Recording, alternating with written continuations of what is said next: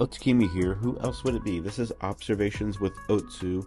This is January 12th. Hope you've had a good weekend. Hope you've had a good uh, New Year's thus far. This is the first official Observations with Otsu that we've had. So, I hope you've had a good year. We will have a lot of things to discuss. We're mainly going to focus on, well, we're going to focus normally on the weekly time frames as we usually do. Bitcoin, Ethereum, Solana. We might touch Sui and Dogecoin. Not quite sure yet how we'll navigate that. But in addition to that, the main theme of this is going to be discussing about the inauguration and just about like news-based catalysts in general. Do they have an influence? Do they not? I have my own interpretations of this. We'll see. Anyway, that's the intro. Let's get started. One quick note, actually two quick notes. First of all, if you have not joined my premium group, you are welcome to join. I'll leave a link in the description on YouTube, and I'll leave a link in the replies on X. It's going to be Apex Premium. We have a pretty solid group, a little bit of a smaller group, but a very tight-knit group, very intuitive, prudent group of people that are very interested to trade. We ask a lot of questions. We also do extra videos. Do 5 extra videos every week. So those of you that have not joined, you get 5 videos plus observations with Otsu. So you get 6. Premium get 5 more videos per week. You also get the trading portfolio, a small cap section where we talk about a lot of small caps, mainly on Dex Screener and Solana, but also we've been talking about hyper liquid coins as well, and lots of other discussions with that. So it's right now it's still very competitively priced compared to a lot of other groups that charge you like 5-6 times as much. Actually, some of them are even 10 times as much. Anyway, that's not the point. But the point is, if you are interested, go ahead and check that out. Second thing is, I actually have a new website coming for a lot of everything. I have my premium group, I have my scripts, I have bots coming up, I have a lot of resources with Arun and other things. And my content has kind of been all over the place. I don't want to say messy, but it kind of has been. And so I'm condensing this all into one thing. That's kind of what I've been doing for the past 3 months. But finally, I got my website ready to go. I'm going to launch it live for this week, where everything is going to be under one roof. And I'm going to keep some of it hidden and undisclosed because there's a lot to unpack. There's a lot of cool things I want to share, and I kind of want to wait for one big day to share it all. But I have a new website coming, lots of resources. You'll be able to log in as a member. There are trading courses, things like that. So go ahead and wait for that. That's going to be coming this week. So those are the two things, and let's get started into the video. All right, so we are going to start with Bitcoin. I'm going to go ahead and actually get rid of all of this. And while I'm talking about this, we will talk about the theme. So a lot of people are talking about the inauguration that is coming up here in America. And I'm going to mark out when this occurs. This is going to occur on January 20th. So this may differ depending on where you are in the world, right? But January 20th is going to be right here. Okay, so this would be basically your inauguration point. And if I can even spell it, inauguration, maybe. There you go.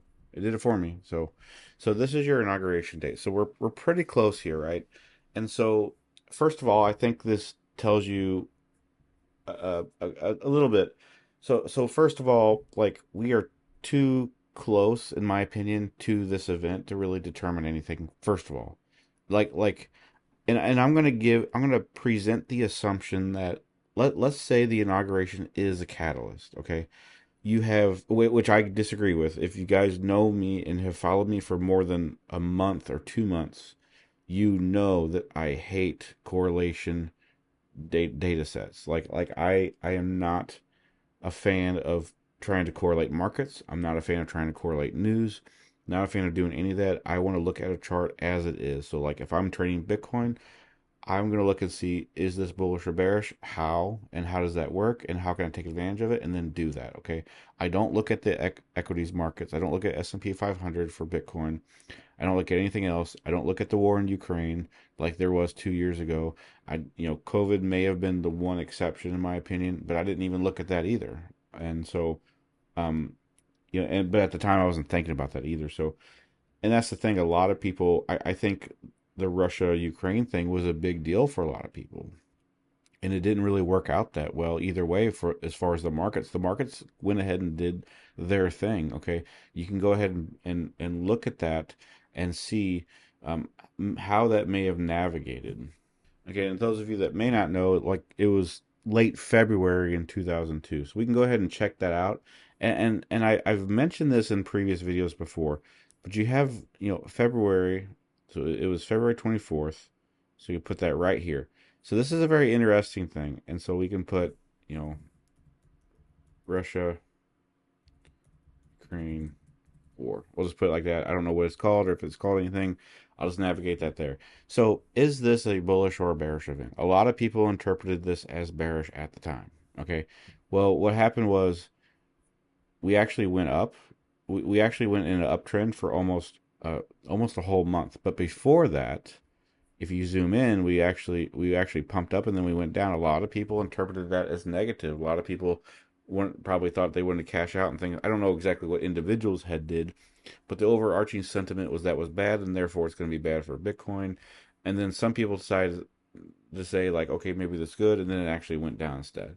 Okay, and this just goes to show you that this was a non-event, both in the short term and in the long term, from where it started to basically here. So almost 70 days, or we'll just clock it in at roughly 70 days before the breakdown. So within 70 days, it went from basically nowhere, right? And because here's your price point, right? It did go up and down, yes, but that entire point, like it still was the same price up to 68, 69, 70 days later. And so to me, that just goes to show you like this was very uneventful in the short term. Like, yes, there were some up and downs, but can you prove to me that that was correlated to the Russia-Ukraine war? I don't think so. I don't think there's substantial evidence here. You can say that there is, and I've mentioned this before, because if you're on a highway, okay, if you're on a substantial highway, and I live in the U.S. and I know a lot of viewers that watch me do as well.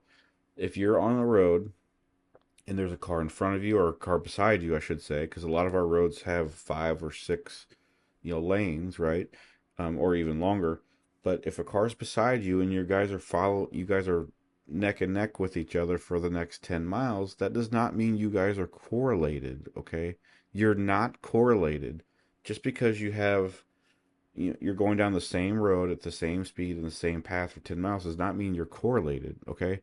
It just means you're doing the same thing for a certain period of time, okay? Being correlated is a little bit different. Yes, you can interpret that as being correlated, okay? I'm aware of that. But that's what a lot of people do for Bitcoin and other assets and other news. But when you actually try to check the data, it's almost always less than 50% correlated, which means that it's not correlated. Okay. And that's the thing. If you want to put your odds in your favor, like, you know, could you squeeze out the fact that there are some things correlated 10% of the time? I think you can. I think that's a reasonable theory and discussion to have, but how is that going to help you trade better? Okay. When 9 times out of 10, that's not a working theory. Okay. I work on a lot of high probability theories. Okay. I have discovered what works for me. Okay, this is my channel. This is my video. You're watching me, right? I'm not saying that egotistically. I'm just saying, if you want my point of view on trading, it makes no sense to trade anything that you don't have a high probability of success to do. Okay, that doesn't mean you're going to get 100%, but if it doesn't have at least a 50%, for my rule of thumb is if I can back test it and quantify it, and if that chance is 85% or higher, then I'll add it to my collection of strategies. If it isn't, I won't. Okay? That's why if you watch my videos, I'll say the same 3 to 5 things over and over and over again, because that has been what's worked for me. Is it going to give me guaranteed results? Not necessarily. It's never going to guarantee it, I should say. But I focus on high probabilities, and that's why correlation theories are not only frustrating for me, but they'll do a disservice for most of you, because it's pretty much gambling at that point. And what's weird is like some people want to gamble, but they don't like the idea of gambling, whether that's conscious or subconscious. But then they use things like news events or FOMC meetings to try to use that as a catalyst so that they actually believe in a strategy um, that may not be gambling, if that makes sense. So lots of high level discussion here, but I'm looking at this here, the start of the Russia Ukraine war. It was pretty much choppy for 70 days. Okay. Didn't really go nowhere. Now, from a trading standpoint, I can look at this. We had the downtrend, so let's look at this from a trading standpoint first. You had your bearish divergence here. You had your deviation, right? So if I look at this from the weekly time frame, okay, actually this was a higher. This was higher than that. 3 weeks. I remember this. So you had your bearish divergence at the 3 week. So ever since then, this right here was where I sold my entire portfolio. 3 week divergence. And we have a divergence as well here on the 3 week. And see, that's the thing. We're going into inauguration. A lot of people think this is going to be a sell the news event. This has already been a sell signal. I don't. That's the thing that I don't. That's kind of what I'm getting into. I didn't mean to accelerate that so fast, but the thing is, we have the same frame of reference here. We already have a bear div. We had one back here. I'm not saying that we topped, but I really do think it's time to stay chilled out. Okay, some people are very hyper bullish, hyper aggressively bullish here. It doesn't make no sense. They're dreaming. Murad has been called out. Mustat Murad has been called out lately for a lot of his things, like just you know not necessarily lying, but just like the past 2 months he's been talking about the past January he thought there'd be new highs. There hasn't been, so now he's saying Monday or February there will be. Well, one day he'll be right, I guess, right? I mean, a broken clock is still right twice a day, and so, but this is what I'm going to look at. Like a lot of people are going to interpret the inauguration as a bullish catalyst or a bearish one, and that's the thing. Like if they believe it's a bullish and it doesn't go their way, then they'll say, oh, it was a sell the news event. No, it was just a random event. Like I don't know why there's this interpretation that every single of like any not even a big. I mean, the inauguration is probably one of the bigger events in the past 4 years, but also not really. Like, is the inauguration for one country bigger than like a war between two countries and also getting 30 other countries involved? Like, which one was bigger, right? Or COVID or things like that, or all these FOMC meetings. Like, all this is based off of someone's personal interpretation, okay? And therefore, it's susceptible to conditionary uh, conditions, really, just different subjective interpretations that don't really have an answer. They're based on speculation, and it's glorified gambling. That's all it is in my opinion that I've just presented some facts with, right? So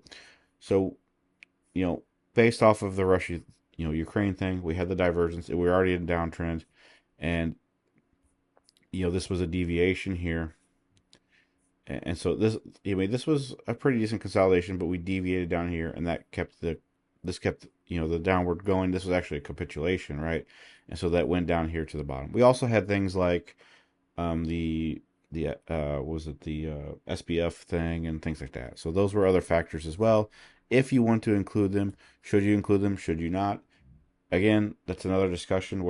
Because I firmly I already know what the bearish narrative is going to be for the next bearish cycle. It's going to be MicroStrategy.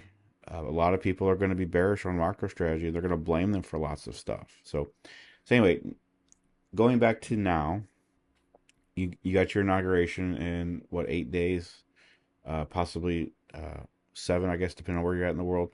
So you don't have a lot of time here. Okay, so 7 days, right? So my interpretation based off of the price action is that we are going to go downward. Okay, this looks down. We are already getting rejected here. I'll explain a lot of that in the Bitcoin section, but A lot of people are now going to interpret this as a sell the news event because of the inauguration. And that's the thing, like, people are really just putting the cart before the horse. Because if the market goes down during the inauguration, oh, it must have been a sell the news event. No, the market just happened to go down during the inauguration. Okay. Or if the market happens to bounce back or go up, then people interpret, okay, that's the inauguration was a bullish event. Not necessarily. Okay. And so we can make the art like we can talk about arguments whether the inauguration is important. Okay.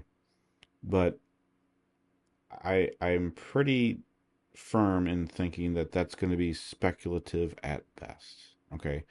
And the reason I believe that is because everything, almost every single thing that we've had has been speculation. Okay, remember Mount Gox, the news last week that the US was getting ready to sell some and then they ended up not even selling it, and we actually went down like that was the day that we actually went down like 3 or 4%. People are like, "Oh my gosh, sell the news." Like, no, the market was already going to do that. Okay, so here's how I interpret this differently. If if the market goes down because of a quote unquote bearish news event, first of all, there's always going to be a bearish news event. There's always going to be bullish ones. But if the market goes down when there's a quote unquote bearish news event, that means the market was already weak enough to justify that move. Okay. That's how I'm interpreting that. Okay.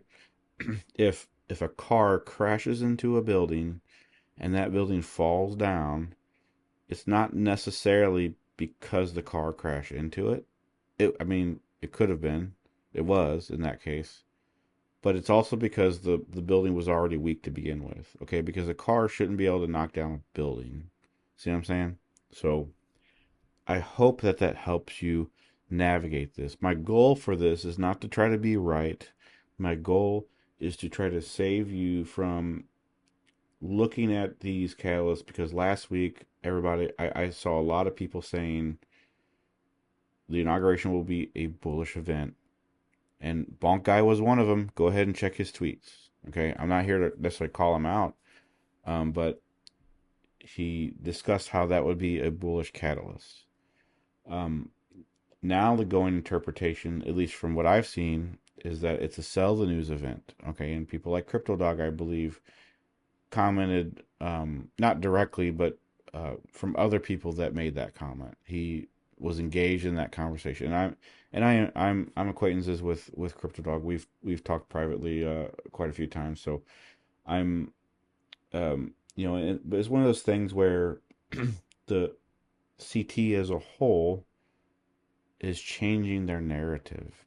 Okay, and this is also why I say that I think CT in general has lost its way. First of all, CT isn't even CT anymore; it's CX. But CT has kind of lost its way because crypto has branched out. It's branched out into YouTube, TikTok, everything. Okay, there's people that are in legacy finance that buy Bitcoin, other assets. Like I had, at my church, I had a couple of boomers that just retired. The guy's worth 7 figures, and he's asking me how he can buy Bitcoin for his retirement and other things. Right? I've had lots of um, I've had quite a few people in real life talk to me about this. And so it's one of these things like those people are never going to get on crypto Twitter. They're never. Okay, they never understand it. They don't want to. And these people are richer than you. And I'm not trying to insult nobody, but they're richer than you. They're happier than you. They probably got a better life in some senses. And again, I'm not saying that to be mean. I'm saying that they go about their day just doing whatever they're doing. Okay, like the one guy I'm thinking about, like I said, he's 7 figures. He's got like 30 different cars. He's got 2 different Mustang Shelby. He's into Shelbys. I'm not, but he is, and um, going like that, where like some of you are just you're on the charts 40, 50, 60 hours a day, doom scrolling through Twitter, you know, um, you know, looking at like dirty pictures or something that you shouldn't be doing and things like that. Okay. And I'm not trying to insult nobody with that. What I'm saying is if you have that viewpoint where you don't quite have everything in line, what makes you think that you can be correct about the inauguration? And so my point is that I'm trying to be helpful here and say ignore the news events, because most of these are bandwagon generated. Okay, nobody cared about FOMC before COVID. Okay, nobody cared about the last two inaugurations in crypto. Why is this one a big deal? Because Trump's been elected before. How is this different?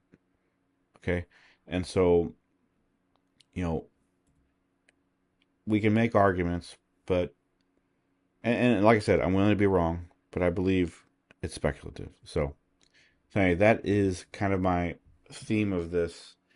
I did want to cover Bitcoin while I was discussing it, but as I was talking about it, I just want to get out of the way. So that is the theme, and my view on that. Let's get into the charts. So let's get started on Bitcoin. We're going to talk about the weekly first. Actually, I want to kind of go up to the 1 month. So I've talked about this before. I talked about the liquidity signal on this.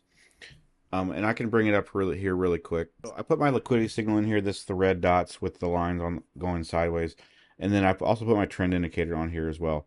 But one thing, actually, I'm going to go ahead and toggle the trend off. So now that we got this is my liquidity signal, and this interprets areas where things are just not as liquid, which means we typically reject at those things. So if you look at this from the daily standpoint, typically there are areas of events that happen. So when you start getting a lot of, just the lines themselves are the liquidity areas. This shows the highest liquidity area, the lowest one.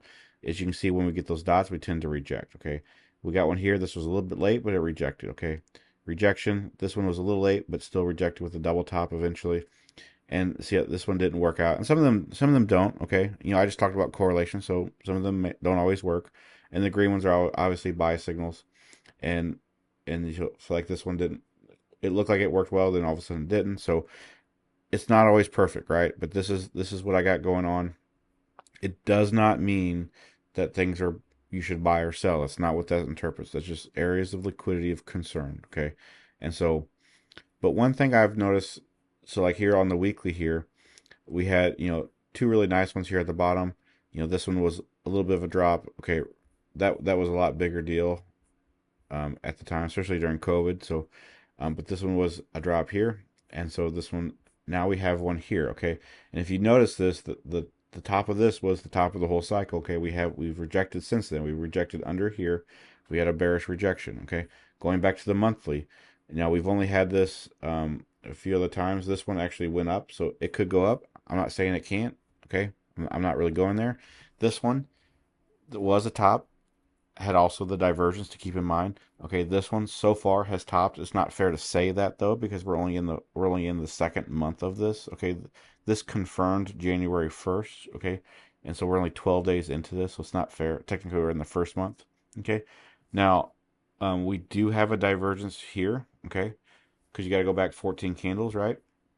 And so if you do this interpretation, okay, as long as we're past this marker, okay, this was a bear div, okay? So a lot of people will make fun of me for that. A lot of people say that you have to have a big divergence, and this one's a little one. Doesn't matter, okay? The math is what matters here.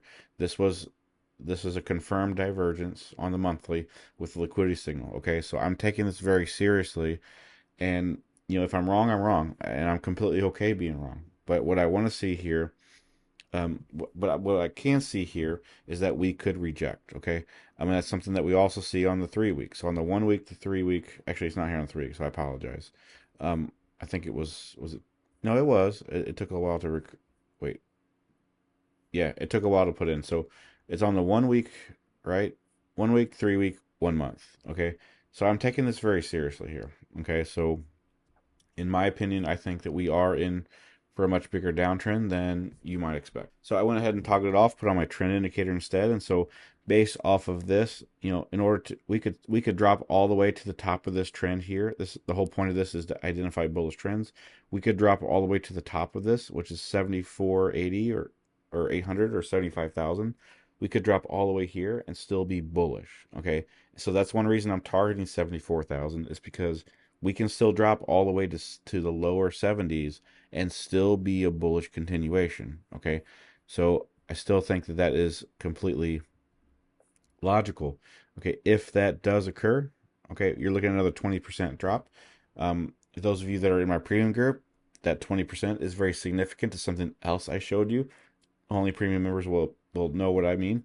But with that, we could see that. Okay, now will we see it? I don't know, but all the indications point to me that I think that we should just be chilling out for now.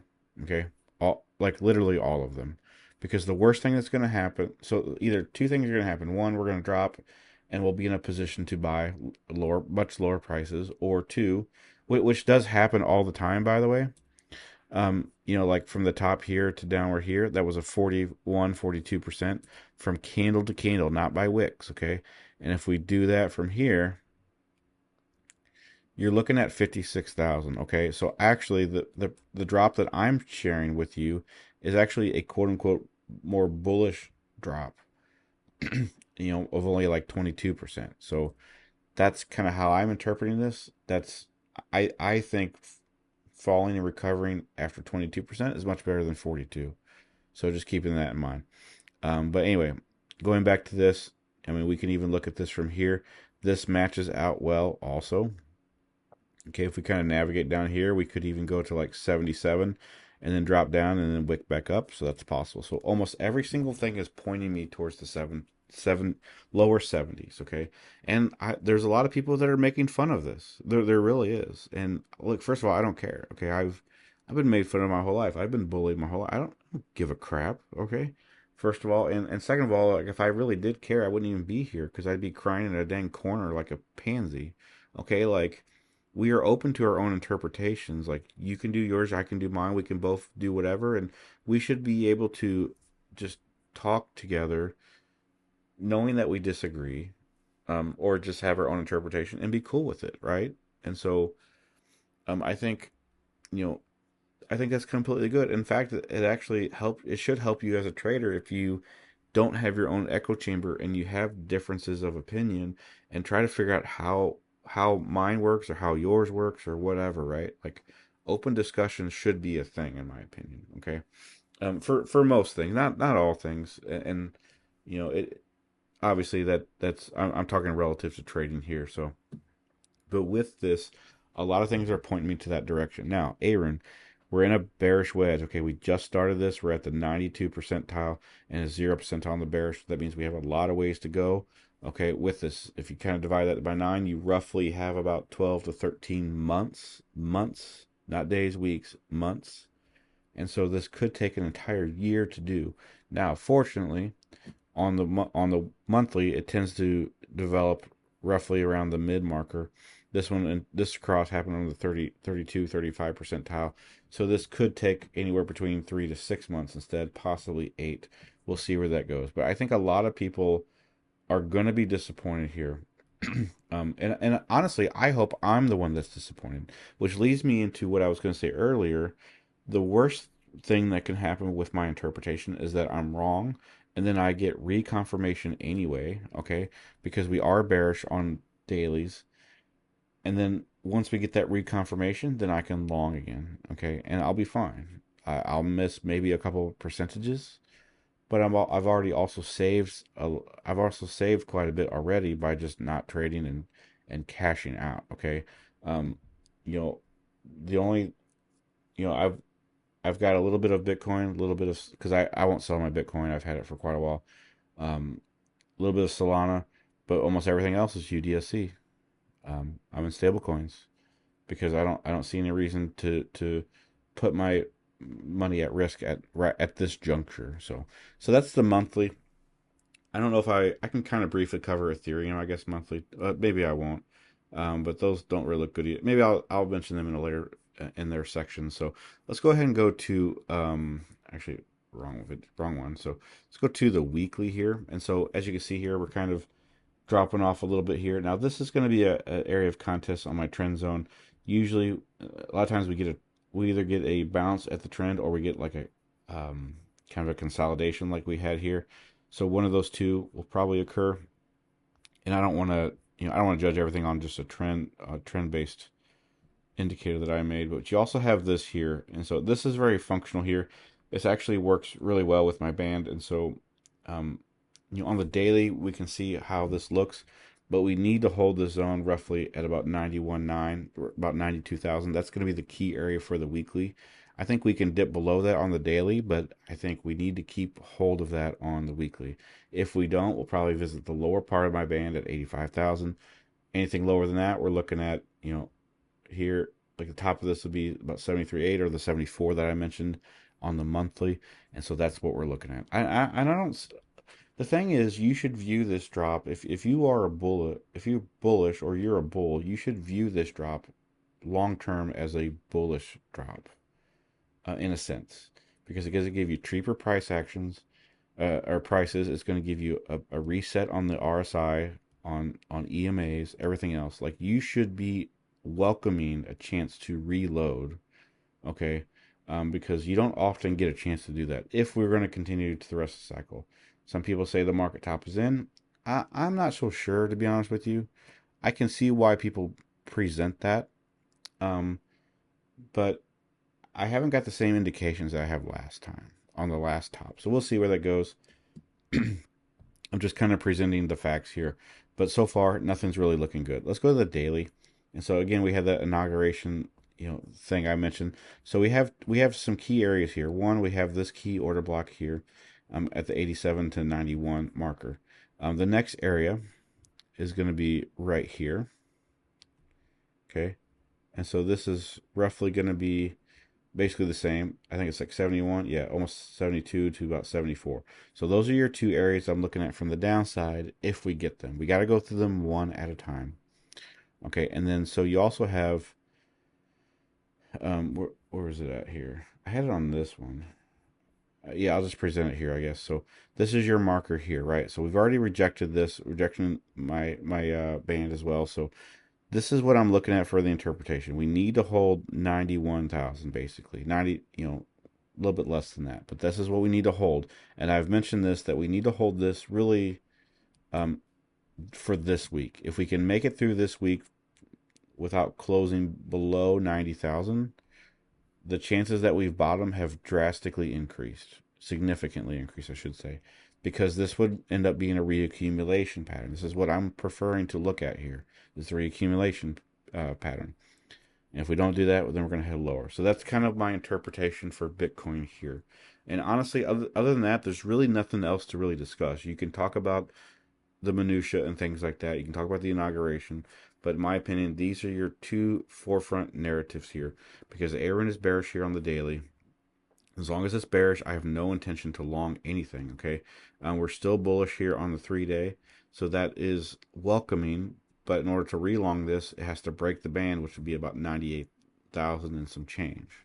Okay, so that's the thing. Unless we can get above 98,000, I'm not interested. Okay, and this is how I believe. This, I think this is the cleanest interpretation. Okay, because I've been around long enough, and I mean, to be frank, I'm not, not in my 20s. I am married.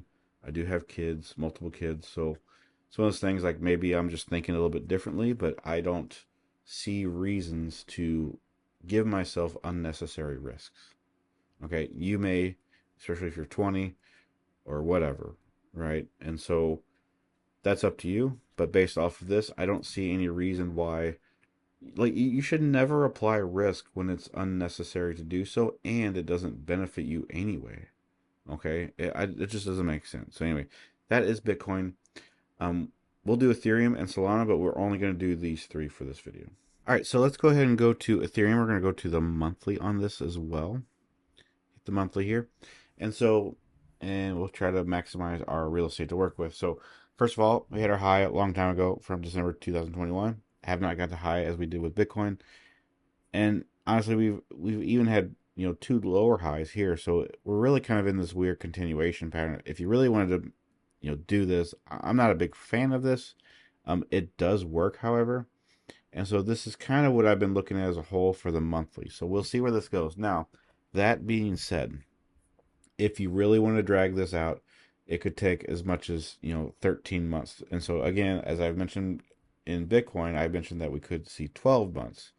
And so that kind of matches out that we could wait for this. And so that doesn't necessarily mean that we'll see a full year of this. What we could have is, you know, three, and this is just an example, but like 3 months of downtrend, let's say, another 3 to 4 months of like, consolidation, maybe with an extra 2 months, somewhere within those other months of uptrend, right? To cancel some of that out.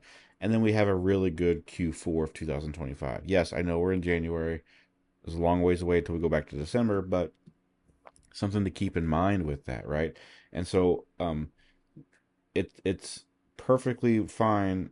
I mean, you may not like me saying this, but we could have an excellent 2025, and it may not even happen until October, November. Okay? And so that's what I think a lot of people are missing out. And that's why I'm so critical of these hyper bullish narratives, is because they're not based on reason. They're not based on chart data. They're based off of trying to engage bait you into something because they have monetary reasons for you to do that. Okay? I'm not even saying they're wrong. I'm just saying check the status, check people's motivations, I should say. So anyway, so that being said, I think this does make sense here as a very good, big continuation pattern. We did reject here, and we're still rejecting here. We're kind of inside the band a little bit. Not much else needs to be said with that. I'm going to erase this when we go to the weekly. And so this one in particular is a little frustrating because we get your swing high order block here, kind of rejected that zone. And so now we're kind of stuck within this zone here. And we could, I think this is okay to look at from like maybe some sort of like an accumulation triangle fit. I think that's very weak, but I think that that's plausible. I mean, it's probably more so like this. And so this is what we got to work with. What we did reject here, sometimes we do go as low as here. So we could, I hope we don't see below 3,000, but I mean, we have a decent chance at doing that. So, but nothing here, as you guys know, is really saying anything that's strong. Ethereum has not been a strong coin this whole cycle. And I think that's a very interesting thing that I don't think a lot of people discuss, because why haven't we got new all-time highs? Why is it even lacking in performance versus Solana, for example? It's, has it matured? Well, if it's matured, then how come Bitcoin, who's older, why is it still successful? See what I'm saying? Like Ethereum is kind of like this oddball now that doesn't quite make sense. And I think a lot of I think this does lead to what I said earlier about the CT community, and how I really think that the CT community is really in its own echo chamber now. I think,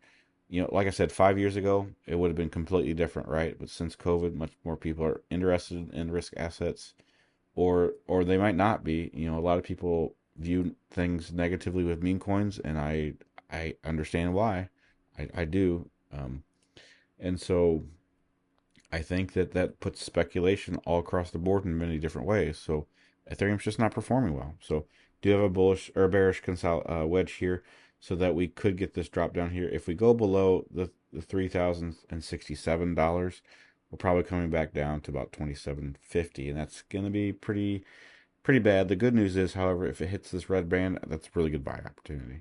So daily, it's kind of what we looked at before, kind of within this range here, holding the mid here.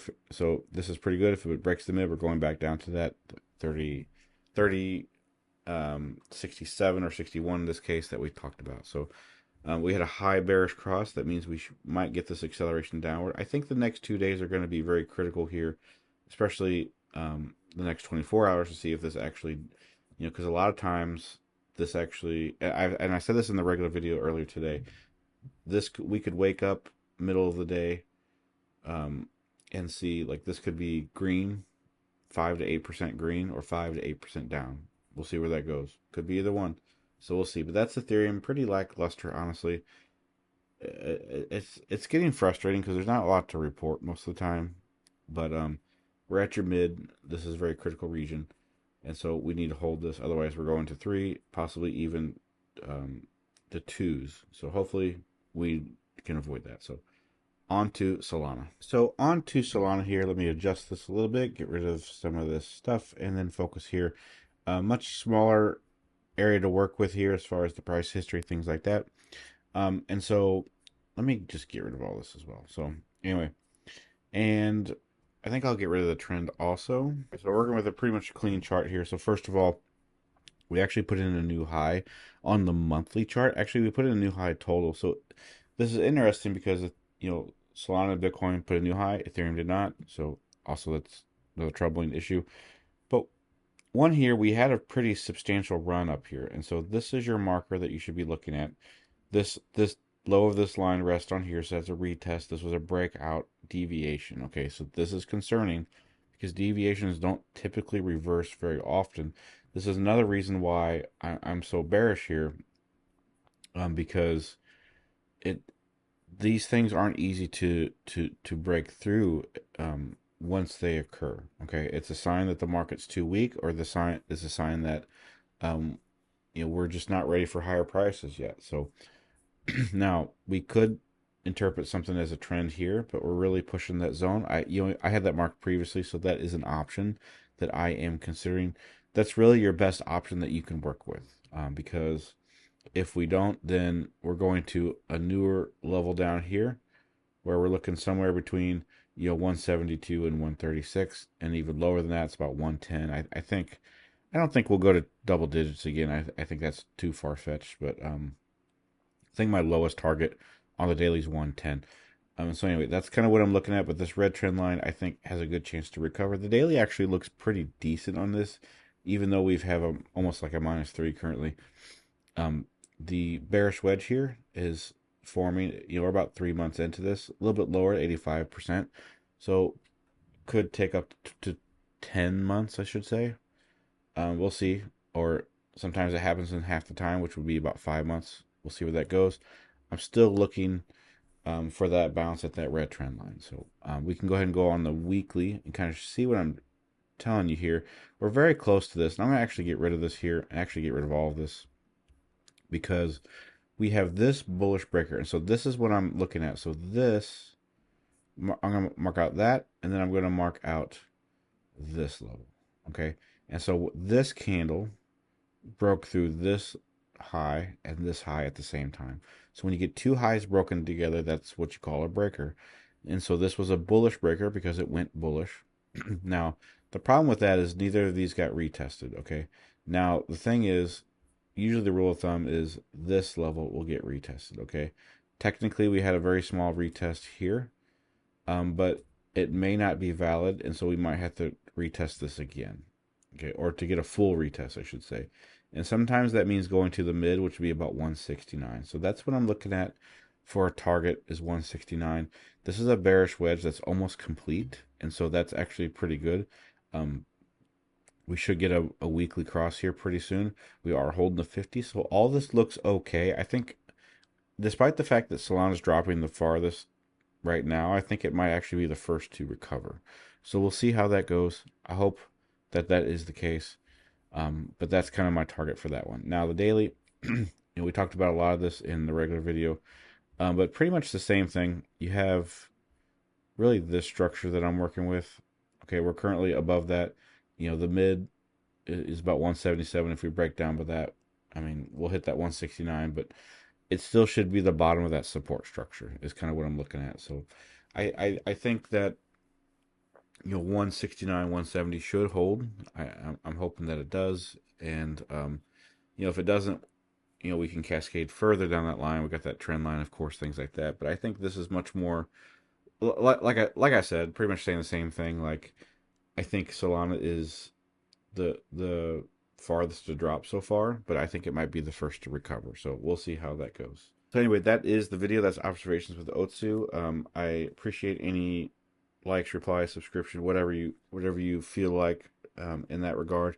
Took a look at some new stuff with the inauguration, the war with Russia and Ukraine, and things like that. Just some minor things, right? Just kidding, but whether or not those are catalysts, whether or not they mean anything. Take a look at Bitcoin, and I think it could be pretty bearish. I think we can hold the 90,000. Like I said, if not, we're probably ready to drop another 20% from current prices. Ethereum just looks weak as it has been for really the whole cycle. Very disappointing. Very, very, very, very disappointing. I have done very few things on the Ethereum ecosystem this cycle, including trading, working with projects, and that's the thing. I work with other projects. I have a business that works with other projects, and almost all of them are exclusively on Solana. Okay, that's whether you like it or not. That's where people are building right now. And speaking of Solana, it has gone down the worst, but I do think it could recover the fastest. And so and a lot of this has something to do with meme coins too. It's already down 28%, right? If it comes down even farther, it'd be like 33, 34. But that's the thing. Meme coins are not, you know, they're not going to be sustainable as other things. And that's why I tell people to take profits, especially with meme coins, is because first of all, they're just stupid meme coins. I don't care how great you think your meme coin is. It's still just a dumb meme coin. Okay. At the end of the day, 10 years from now, it's not gonna be worth anything. Okay. You're kidding yourself if you think it's gonna be worth something a decade from now. Okay. So take profits when you can. Enjoy those profits, especially if it changes your life. So anyway, that's it. That's the video. Let me know your thoughts. I'm happy to answer any questions. I'll see you next time.